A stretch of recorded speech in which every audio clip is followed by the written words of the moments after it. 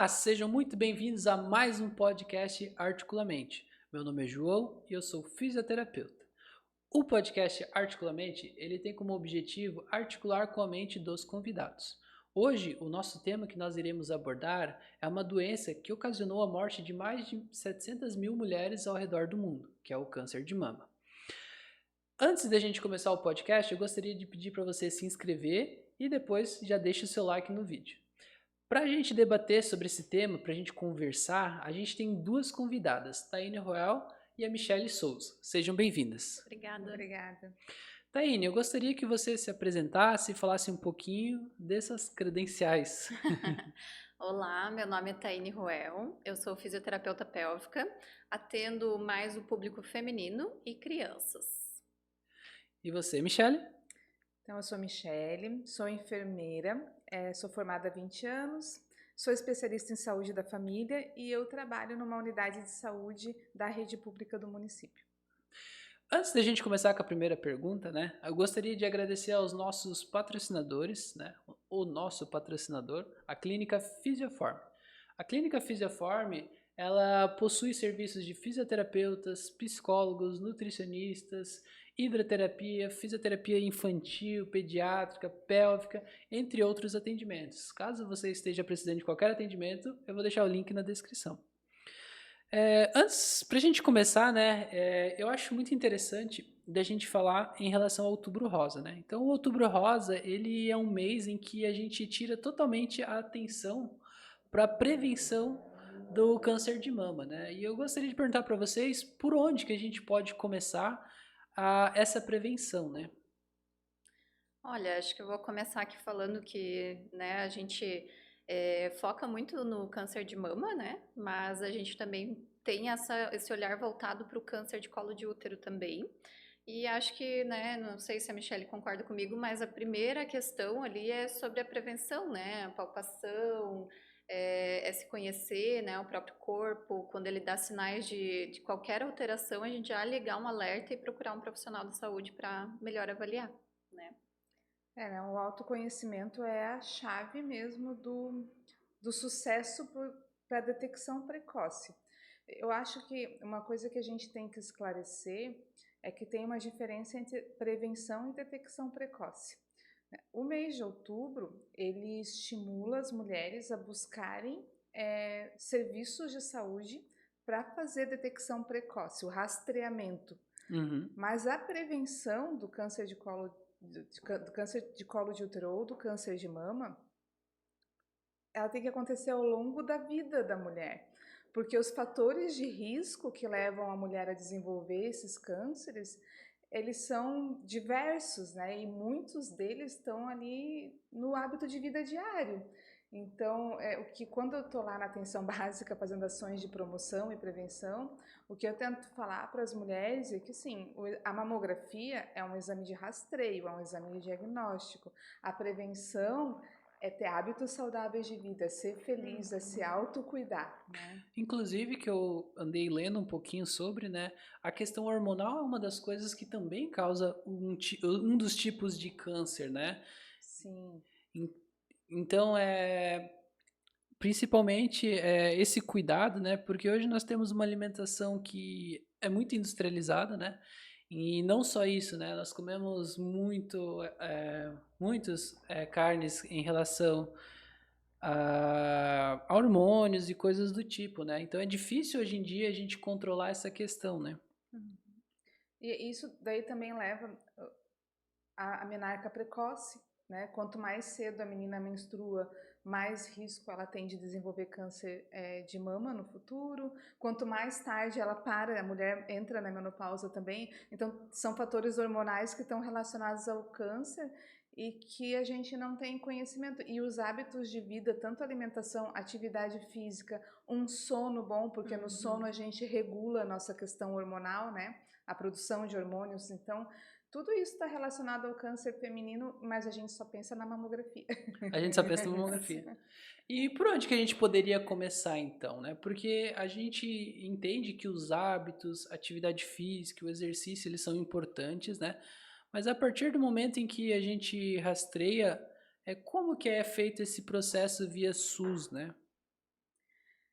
Tá, então no Sistema Único de Saúde aqui em Joinville, os maiores responsáveis por fazer esse acompanhamento é a equipe de enfermagem, são os enfermeiros.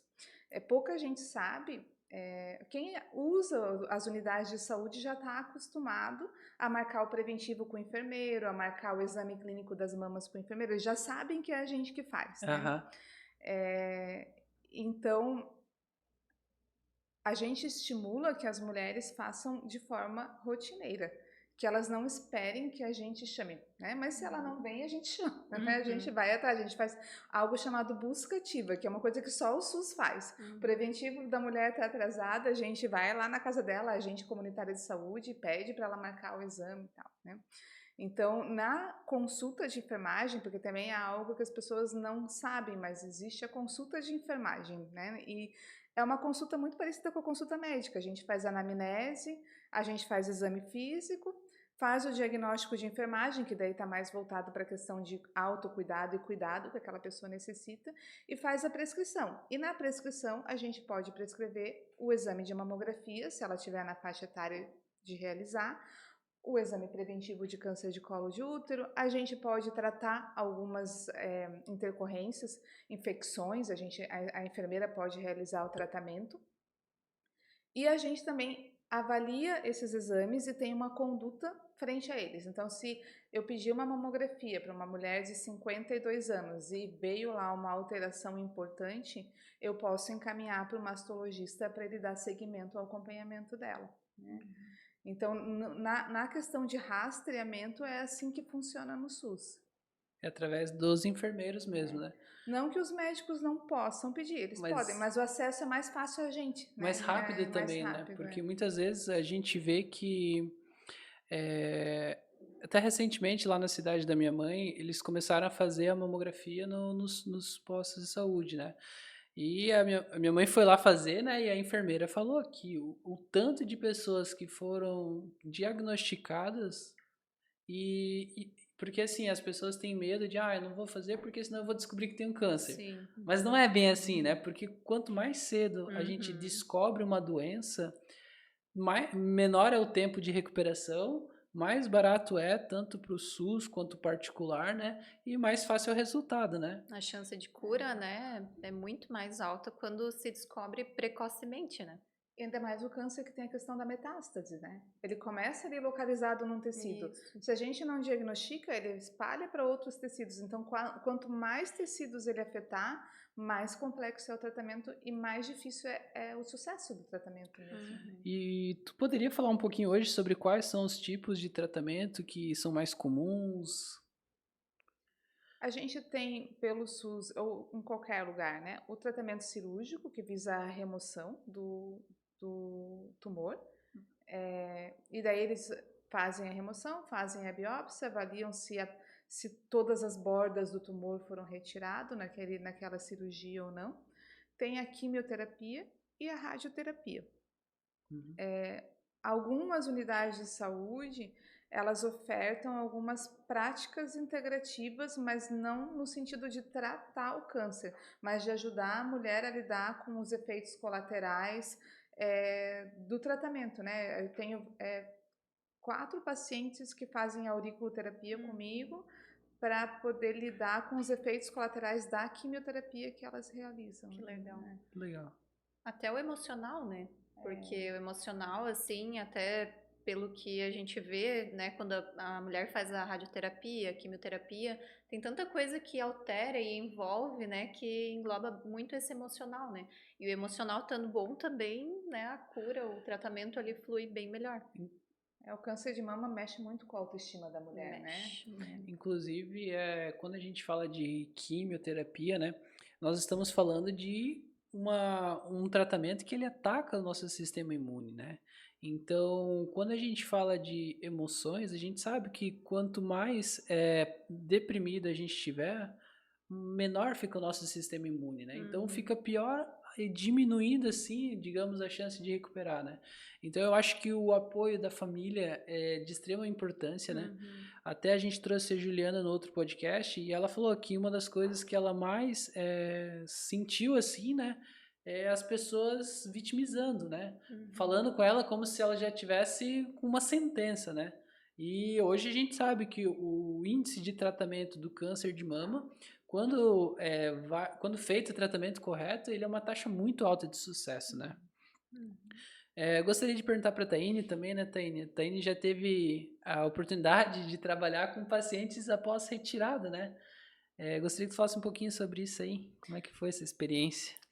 Então, é bem desafiador, porque envolve muito essa questão emocional. Então, perceba assim que nos pacientes tem muito essa questão emocional envolvida e até a melhora no tratamento, né? O paciente às vezes, né, acaba sendo mais faltoso porque está mais triste, né, depressivo. Então, quanto mais a gente também ajuda eles nessa parte emocional, com uma forma multidisciplinar, também, nossa, o nosso tratamento flui muito melhor, né? Na retirada ali de mama ou, né, do nódulo e tal, a gente trabalha muito essa questão da mobilidade, do edema. Então, né, a mulher ela fica com uma dificuldade de movimento às vezes do braço, né, fica limitado, e até para fazer a rádio, né, elas precisam ter essa amplitude de movimento muito boa para conseguir fazer a rádio. Então, tem muitas que tem muita dificuldade, até por proteção. A gente sabe que o paciente se fecha e acaba, né, limitando mais ainda.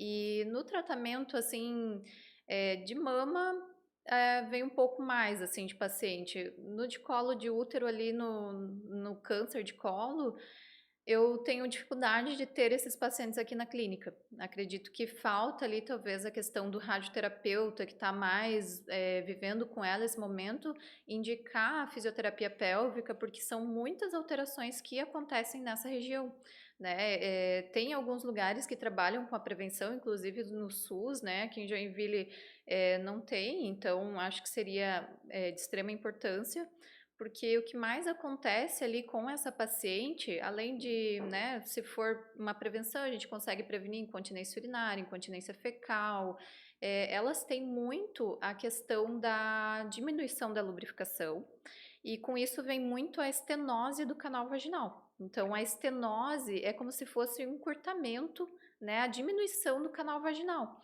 Então, a gente não precisa pensar só na relação sexual, que isso não, né, não vai conseguir ter a relação e tudo mais, mas até num próprio exame, né? Então, para ela fazer um exame, vai ser de muita dificuldade, muitas vezes não dá para realizar. Então, tem muitas mulheres que durante o tratamento da radioterapia, da quimioterapia, em algumas cidades, elas acabam já tendo acompanhamento de fisioterapeuta, aí já começam a usar, às vezes, dilatadores, algo assim, para trazer esse alongamento, para não deixar que esse canal vaginal feche. Eu acho que esse é o ponto mais importante, assim.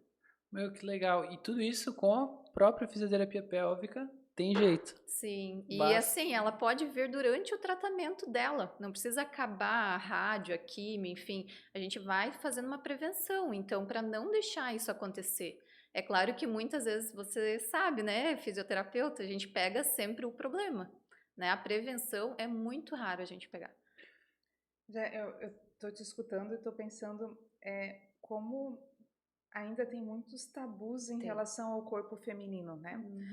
Porque a mama traz preocupação, mas É a verdade. vagina que tá lá escondidinha, não. Que ninguém pode falar, Que ninguém né? pode falar, que ela não pode tocar, que ela não pode admitir que ela tem um problema ali, né? É difícil para a mulher admitir isso. E normalmente também as mulheres que têm diagnóstico, às vezes, a maioria, elas têm uma idade mais avançada, acima de 50 anos, aí elas já são consideradas sexualmente inativas, então vai mexer para Isso. quê? Eu até tenho muito casos assim, eu abordo as mulheres que estão na menopausa, porque a maioria, né, é um caso mais simples, assim, pensa só na menopausa, né, uma coisa natural que vai acontecer. Todo mundo acha que, entrou na menopausa, não precisa mais ter relação sexual, é normal ter incontinência urinária, tem um monte de alteração que isso vai deixando, pode ver, as mulheres menopausadas têm toda a questão hormonal envolvida, mas elas são muito mais depressivas também. Imagina que tu vai deixando várias coisas do teu dia, né, que tu faz, o normal, e vai acontecendo, porque na menopausa acontece também a atrofia do canal vaginal, a dificuldade de lubrificação, aí machuca, começa a sangrar. Então, tem um monte de coisa, e óbvio, né, ali as coisas mais comuns, que daí é a incontinência urinária, que não precisa nem ser na menopausa. Então, tem vários pontos que as mulheres acham que é normal e não é normal. E é por esse motivo que até então eu ouvia falar muito de fazer o exame preventivo após os 40 anos, né? Mas hoje a gente já vê profissionais indicando quanto antes, né? Sim. É por essa relação da questão hormonal mesmo, da menopausa, por ter um risco maior? É porque, na verdade, a idade ela não é um fator para acontecer o câncer, né? Pode acontecer em adolescente, então a gente tem que estar sempre com o nosso exame preventivo em dia, né? No mínimo uma vez ali por ano, mas a mamografia mesmo pode ser feita né, a partir de 50, 69, né, anos, e a cada 2 anos daí. E tem gente que realmente se expõe e faz a mamografia bastante assim, né? O preventivo de câncer de colo de útero a gente faz a partir dos 25 anos. Por que não é que não possa fazer antes? Não tem Uhum. indicação de fazer. Porque a principal causa do câncer de colo de útero é o HPV. E o HPV ele é transmitido sexualmente. É um vírus muito comum, inclusive, né? E causa câncer de pênis também no homem, né? Mas nós somos sortudas, a incidência de câncer de colo de útero é maior do que a incidência de câncer de pênis. Mas a gente faz a partir dos 25 porque é quando tem maior risco de realmente ela desenvolver. O vírus vai estar em contato com ela, ele antes dessa idade dificilmente ele causa alterações celulares. Então, a gente faz a partir dos 25, o preventivo anualmente. O Ministério da Saúde até diz que se ela fizer 2 seguidos, ela pode fazer a cada 3 anos, né? Mas, de uma maneira geral, as mulheres fazem, eu recomendo fazer anualmente. E a mamografia a partir dos 50 mesmo, porque também é comprovado que a incidência de câncer é maior a partir dessa idade.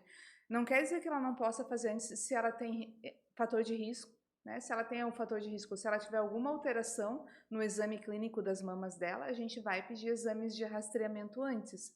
Mas se não, a gente faz o rastreamento a partir dos 50. Legal. Ô, Taine, e uma coisa agora que a gente tem visto muito em alta é o tratamento com laser. Como que é feito isso? Uhum. O tratamento com laser, ele tá muito em alta, que é a fotobiomodulação, né?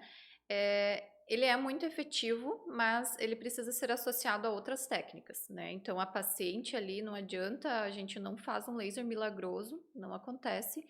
Então, eu trabalho com outras técnicas junto. A gente trabalha com massagem perineal, o alongamento dessa região, né, do assoalho pélvico. A gente vê se ela já tem um estreitamento ali, a gente trabalha com alongamento dessa região com dilatadores. Eu posso trabalhar com eletroterapia, com correntes para melhorar o relaxamento dessa musculatura. Posso trabalhar com a conscientização corporal dela também. Posso dar muitas coisas para ela fazer em casa também, como os dilatadores, é algo que ela pode realmente estar fazendo em casa junto com o tratamento. E o laser, ele vem associado a todos esses tratamentos. Então, ele vai ajudar na questão da dor, né? Porque quando a gente faz um tratamento assim, acaba que elas sentem desconforto. Se tem algum sangramento, ele ajuda na cicatrização. Num processo inflamatório ali, acontece muito a mucosite, né? Que é a inflamação da mucosa vaginal. Então, nessa questão, ele vai auxiliar muito. Uhum. E, Michele, assim, gostaria que você comentasse, assim, alguma das coisas mais curiosas e mais... porque, assim, a gente vive num país hoje que a gente tem muitos mitos e muitas coisas que são falácias, né? Então, eu gostaria que, assim, da tua experiência profissional, o que que você poderia falar pro pessoal de casa que está assistindo, assim? Uma coisa muito comum, assim, existe algo que o pessoal geralmente pensa, uma coisa do tipo? Tem bastante mitos em relação ao câncer de mama, né? Ao câncer de mama, assim, é muito comum as pessoas acharem que trauma pode causar câncer de mama e não tem relação, né? Lembrar que o câncer ele é uma alteração celular. Então, para um trauma causar uma alteração celular, tem que ser um trauma contínuo e persistente, né? Porque a gente dá uma pancada na célula, ela se regenera, dá outra pancada, ela se regenera. Então tem que ser muitas. As nossas células têm capacidade de regeneração, então tem que ser uma agressão contínua e permanente para causar uma alteração celular importante. Um trauma, a pessoa caiu, bateu o seio, mesmo que tenha cortado, sangrado, não vai ser causa de câncer de mama. E é muito comum as mulheres terem um trauma mamário, um acidente de carro, e alguns dias estarem lá, querem fazer mamografia, porque elas ficam com medo de desenvolver câncer de mama a partir daquele trauma, assim, né? Teve também a questão do desodorante, né? Se o desodorante antiperspirante causa câncer de mama ou não. Silicone também, né? Falo Silicone. muito. Não tem comprovação científica de que o desodorante cause câncer de mama, né? Então não existe associação ainda em relação a isso. Também a mesma coisa o silicone, né?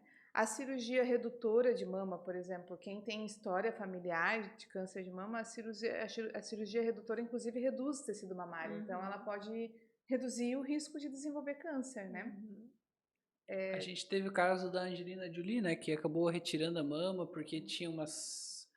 Eu cheguei a ver ali, né, que ela tinha uma célula que era predisposta a ter câncer. Ela nem chegou a ter câncer, né? E ela também, acho que, eu não sei se ela fez a redução ou a mastectomia já.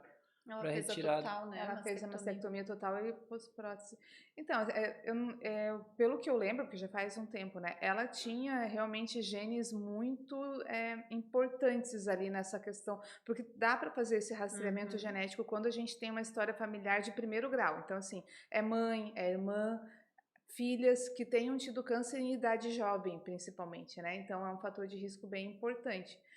Mas o fator genético é responsável por menos de 10% dos cânceres de mama. Então, o resto é hábito de vida mesmo, né? Mas se uma pessoa tem uma história importante, às vezes a mãe teve, a irmã teve, então vale a pena ela fazer a investigação. Agora, se realmente a cirurgia é recomendada, eu não saberia, essa mastectomia eu não saberia te dizer. Assim, é realmente uma atitude bem drástica, assim. bem... Até porque vai mexer bem com essa questão emocional também, né? Não é só retirar total, né? Vem toda essa questão emocional envolvida também, que não é fácil, né? Não. Deixa eu voltar. Cortou. Hoje, em relação ao teu dia a dia, ao teu trabalho, né? Qual que é o maior desafio, assim, Michele, que você vê em relação ao combate de câncer de mama, né? Ainda o tabu, né? Ainda tem mulheres que a mulher, de uma maneira geral, ela não se prioriza. Ela cuida de todo mundo, né? Cuida dos filhos, ela cuida da casa, ela cuida do marido, ela se envolve em atividades sociais, ela vai para a igreja, ela ajuda os outros, ela faz um monte de coisa, trabalha fora, mas ela não se cuida nem para fazer as medidas de prevenção, né?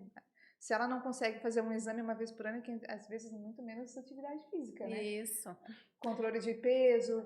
E aí, por conta de tanta demanda, ela também tá fumando mais, tá bebendo mais, né? Não sei se tu percebe isso também. Comendo mais doces, Comendo né? mais doce. O estresse, né? Tá se estressando muito mais, dormindo menos. Então, toda essa carga hormonal dela tá muito mais bagunçada, né? E aí, a gente tem essa dificuldade de a mulher vir fazer o exame. E aí, quando ela vem no serviço público, a gente tem ainda um problema de acesso, né? Não tem como não falar nisso, né? É difícil, às vezes, ela conseguir agendar uma consulta, às vezes é difícil ela conseguir o exame, né? O tempo de espera para mamografia é de 2 a 3 meses. Se tá tudo bem, se é só um exame de rastreamento, não tem problema, ela pode esperar, né? Mas se ela tá com um sintoma ali, às vezes essa espera pode ser um pouquinho angustiante. Na verdade, até essa semana aconteceu um caso de uma paciente que estava com alguns sintomas assim anormais, né? E até nem era pelo SUS, pelo plano de saúde, a dificuldade de encontrar profissionais que ainda tendo pelo plano de saúde e as consultas, sinceramente, agora estão sendo para ano que vem. Então, o caso dela é um caso que ela não pode esperar. Ou ela paga particular, ou ela vai, que nem ela encontrou um médico que ela não tem muita afinidade, né? E daí ela realmente vai porque é algo assim que precisa ir. Vai para pedir os exames para iniciar a investigação. Isso mesmo. E como tu falou ali sobre a questão da mulher não ter tempo para ela mesma. Eu vejo essa dificuldade assim em consultório, porque a gente passa, né, sabe? A gente passa exercício de 5 minutinhos por dia, sinceramente. Assim, É elas falam, difícil. eu não fiz porque não deu tempo. Como não deu tempo? É 5 minutos antes de dormir para fazer esse exercício. Então, assim, às vezes o não querer mesmo, ou ela tá pensando em todo mundo, elas trazem muito problema com o filho, com o marido, com a sogra, com todo mundo, e elas não veem que às vezes o problema também tá nelas. Elas precisam mudar, né? Às vezes a gente não consegue ver que o problema tá na gente também. Esse autocuidado é importante, É né? Que a muito gente. importante. Tudo que a gente vê, a maioria das doenças, né? Eu trabalho tanto na parte neurológica como na parte ortopédica da fisioterapia, né? A gente vê que a maioria das coisas elas podem ser evitadas, né? A gente fala assim, um trauma direto de moto. O acidente muitas vezes ele pode ser evitado, Uhum. uma lesão muitas vezes ela pode ser evitada, né? Então existem caminhos, mas a gente sempre vai relaxando, né? E essa questão de procurar um médico fora, né? Acho que não pagar particular, acho que não entra na realidade de muitas das pessoas Não. hoje, né? Uhum. Porque são tratamentos caros, Sim. não é um tratamento que você vai ali e só retira a mama, né? Então, até gostaria de saber, Michele, como que é feito essa questão após a retirada, né? Existe um acompanhamento, essa pessoa ela é monitorada, como que vocês fazem esse rastreio? Quando a gente encaminha uma paciente para o especialista, ela continua sendo monitorada e acompanhada pela unidade básica de saúde, o posto de saúde, né? Então, ela não deixa de ser acompanhada por nós. E a gente monitora também o segmento dela. Então, ela foi lá para o masto, ela fez a cirurgia. Confesso para você que existe uma falha nessa questão de fisioterapia, não é tão fácil ela conseguir, não é tão, nem sempre ela consegue uma fisioterapia específica, né, como tem a fisioterapia pélvica mesmo, a gente tem poucas clínicas que oferecem pelo SUS, né, então, mas existe o serviço. O PAN Boa Vista tem uma equipe que faz o acompanhamento psicólogo, terapeuta ocupacional, nutricionista, que faz um acompanhamento das mulheres mastectomizadas, e elas seguem com a gente na atenção básica também. Na atenção básica, a gente também tem uma equipe multiprofissional que é pequena para a população que a gente atende, Sim. mas essas são situações que são priorizadas, né? Então, aí elas acabam fazendo, às vezes, atividade em grupo, porque essas situações, quando as mulheres se unem em grupos de pessoas que estão passando pelo mesmo problema, elas acabam ajudando umas às outras. Então, também é bem válido atividades em grupos para mulheres desse perfil, assim, né? Mas normalmente são mulheres, o Sistema Único de Saúde trabalha com mulheres mais fragilizadas, né? Não que a mulher da iniciativa privada não fique fragilizada também, mas a gente tem a questão financeira que pega, né? Sim. Então, acaba, às vezes, sendo um pouco mais difícil para ela se mobilizar e fazer o acompanhamento que ela precisa fazer. Muitas vezes ela não tem condições de abrir a mão da rotina dela para se cuidar, né? Às vezes a gente vê pelas nossas próprias vidas, né? Muitas vezes eu sempre falo, né? Não é questão de tempo, né? É questão de prioridade, né? Então, às vezes a gente tá no dia a dia, tem filho para levar para escola, tem que cuidar de mil coisas, né? E esse deixa para lá, deixa para lá, deixa para lá, quando a gente vê, a gente já tem uma metástase enorme, né? Tem mais algum tema que vocês gostariam de falar? Alguma coisinha que vocês queiram argumentar aí? Eu acho que a gente poderia falar dos sinais, né? Do que a mulher tem que estar atenta, porque eu tenho 21 anos de formada e acho que vai concordar comigo, né? Quando a gente se formou, eu pensava que século 21 as mulheres iam ter mais conhecimento do seu próprio corpo. E a gente até conversou sobre isso Isso, durante os meus atendimentos, né? Que as gerações novas têm as mesmas dificuldades que a gente tinha Sim. em relação ao autoconhecimento. Então, o que a gente tenta estimular muito a mulher é que ela se observe e que ela se toque, né? E ainda é um tabu isso, né? Ainda é um tabu em pleno século XXI. E aí muitas mulheres chegam na unidade e elas perceberam o nódulo, mas há quanto tempo estaria? Ah, eu não sei. Porque ela nunca se tocou antes, né? Ela viu aquilo ali, estava estranho e tal, mas Isso. ela não sabe há quanto tempo, ela não sabe se é normal, se não é normal, porque ela não tem o hábito de tocar, né? É, até a própria questão do muco, né? A gente comentava muito assim, porque a gente tem o certinho, né, do nosso período fértil, ele muda a consistência, muda às vezes um pouco a cor e tal. E é muito incrível, assim, na fisioterapia pélvica, eu tenho muitas pacientes que falam, eu tô com candidíase, tô com candidíase. É aquela coisa que tá sempre com candidíase. Eu falo, mas como tá sempre com isso? Como que é? Daí eu questiono, né? Não tem cheiro, não tem coceira, é gelatinoso, às vezes é mais esbranquiçado. E é normal. E aí eu começo a explicar sobre o ciclo, que a gente tem fase do ciclo menstrual, mas muitas delas, elas têm, tomam, né, o anticoncepcional e acaba que nem sabe quando que é o período fértil, quando que a menstruação vai vir, ou tomam já a cartela toda meio que emendada ali, então não acham nem normal menstruar, né? Então acho um horror, um terror, que é horrível, né? Então acho que são coisas muito básicas, assim, né? Até a própria anatomia, por onde sai o xixi, por onde sai o neném, né? São coisas básicas, assim, que falta, né? É. Acho que falta até da escola, né? Lá no início, assim. E aí os professores também não foram preparados para trabalhar isso Isso. com E os é um alunos, né? tabu, hoje tem que cuidar no que falam, né? Tem toda essa questão. Mas de uma maneira geral, eu estimulo muito as pacientes, principalmente as jovens, né? Porque daí elas vão no consultório frequentemente com queixa de corrimento vaginal. Aí a gente vai examinar, é uma secreção vaginal normal, só que ela quer secreção zero. Ela Elas quer... querem ser sequinhas. Aham.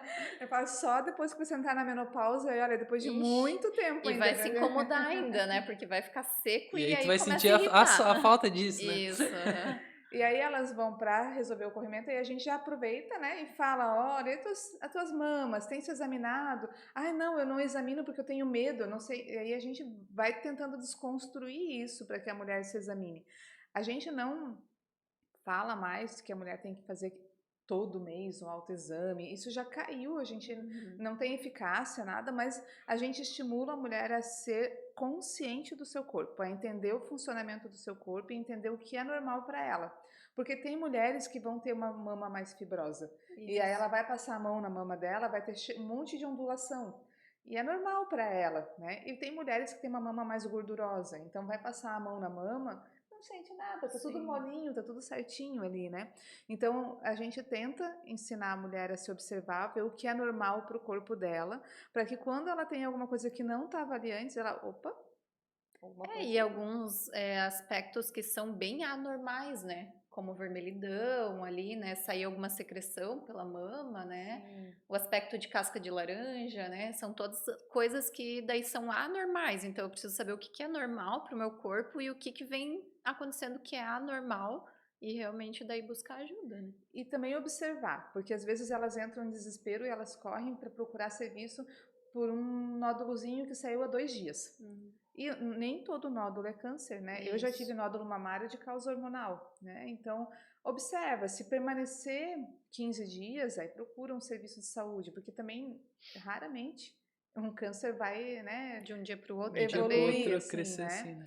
Então, a gente orienta nesse sentido, mas assim, nódulos que persistem por mais de 15 dias, secreção mamilar, então se ela apertou o mamilo e saiu uma secreção, principalmente se for só de um lado, é mais preocupante ainda, né?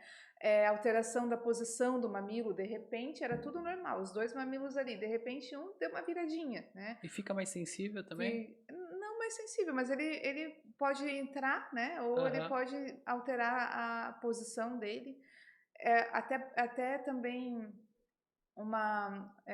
porque a gente se preocupa com o nódulo, mas a minha sogra, por exemplo, ela teve um câncer de mama que ela teve um abaulamento da mama. E ela não tinha, ela palpava, não tinha nódulo, mas tinha como se fosse uma cavidade ali, ficou para dentro um pouquinho do tecido mamário, né?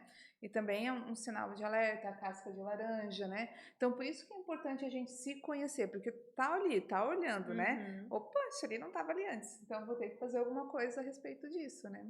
Sim, e tem toda a questão também, né, do de colo de útero também, né, que também é uma secreção mais anormal ali com cor, com cheiro, não necessariamente vai ser câncer também, né, tem tanta coisa, mas sempre ficar em alerta, né, sempre se perceber, né, o que que é anormal, o que que é anormal. Eu tenho uma paciente, casos, causos. Causas. Ela teve um diagnóstico de câncer de colo de útero, um carcinoma invasivo, aos 32 anos de idade. É muito raro isso. Para tentar exemplificar como a vida da mulher acaba entrando numa rotina e a gente não se cuida, né? Então, ela tinha um bebê de 4 anos e fazia 4 desde que ela tinha engravidado, ela não tinha feito o exame preventivo de câncer de colo de útero. E quando ela chegou a mim, o bebê dela estava com 4 anos. Então, fazia uns 5 anos que ela não fazia o exame. E fazia 1 ano que ela estava tendo sangramento pós-relação sexual. Meu Deus. Meu Deus. 1 ano. Daí ela, no começo eu achei que era hormonal, daí depois eu achei que devia ter uma ferida, mas daí ela tinha 3 filhos, né? Trabalhava fora, casa para cuidar. E ela, eu fui deixando, fui esperando passar, e a gente sabe que 1 ano passa voando mesmo, né? Passa. E aí quando ela chegou até mim, eu coloquei ela na maca para fazer o exame, coloquei o espéculo, já começou a sangrar o colo do útero dela. Quando eu coloquei a escova, sangrou tanto que ela saiu da maca até o banheiro, pingando sangue no consultório, né? Tive que, depois do atendimento, chamar a nossa zeladora para limpar o consultório e tudo. E era só isso, ela não tinha dor, ela não tinha nada, porque que ela não se preocupava, sangrava, mas não doía, né? E as pessoas esperam a dor. E geralmente não dói, né? Não dói. E aí o exame, o laboratório me devolveu o exame em 7 dias. Normalmente demora uns 20 para ficar pronto o resultado, eles me devolveram o exame em 7 dias, já estava o carcinoma invasivo. Mas assim, de qualquer maneira, ela fez a cirurgia, fez bracterapia e tá funcionante hoje. Já faz 2 anos que ela teve o diagnóstico, já fez o tratamento, voltou a trabalhar, tudo. Não é né? necessária retirada nesses casos, né? Depende da situação. No caso dela, eles fizeram uma conização e uma parte só do colo do útero, né? E daí depois a bracterapia e foi o suficiente. Foi o suficiente para tratar ela. Agora ela só acompanha provavelmente a cada ano? A cada ano, ainda continua fazendo preventivo. Será que a tem que cada ligar ano. para ela ou ela vai Não, atrás agora? Agora ela vem redondinho fazer. Legal, né? Porque assim, ó, e é uma pessoa relativamente nova, né? Uma pessoa que tem acesso. Hoje nós temos acesso à internet, a Sim. Google, né? Então, a gente tem acesso às informações, né? Eu acho que às vezes falta a gente pesquisar. Claro que tem muitas coisas na internet que não são corretas, né? Mas os profissionais de enfermagem estão aí justamente para tirar essas dúvidas, né? Então, caso você tiver alguma dúvida, eles podem procurar vocês nos postos de saúde, nos PAs. Eu sempre recomendo a pessoa vai pesquisar na internet e pesquisa num site confiável. Quer saber sobre câncer? Pesquisa no INCA, que é o Instituto de Câncer, né? Que vai ter informações que não são alarmistas, são baseadas em evidências científicas. Às vezes a linguagem pode ser um pouquinho difícil, né? Mas é mais fácil tu tentar entender aquela linguagem do que ir atrás de uma informação incorreta, né? Correta. Gente, que legal. Vocês têm mais alguma coisa que vocês gostariam de acrescentar? Mais algumas dúvidas? Eu falo bastante. Fica à vontade. Porque a gente tem a vacina do HPV nas unidades básicas de saúde, né? E ainda existem pais que acham que vacinar a criança contra o HPV vai estimular ela a ter relação sexual. Tem um certo tabu em relação à vacina do HPV, né?